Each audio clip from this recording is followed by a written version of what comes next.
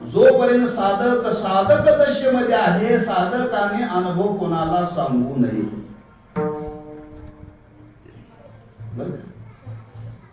साधक साधक दशेमध्ये साधना करतो, तोपर्यंत साधकाने आपल्याला साधनेमध्ये आलेला अनुभव कधीही सांगू नये.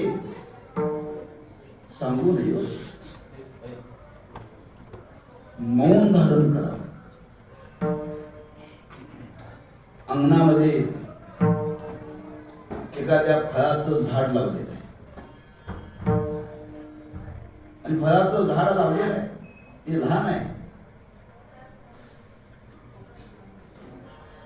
जोपर्यंत ते स्वतःच्या पायावरती झाड उभं राहू शकत नाही, तोपर्यंत त्या झाडाला कुंपण करावं लागतं. बरं, कुंपण करावं लागतं.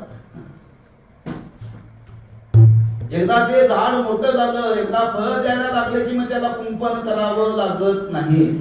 जोपर्यंत झाड झाड रूपामध्ये परिपूर्ण होत नाही, तोपर्यंत त्या झाडाला कुंपणाची गरज आहे.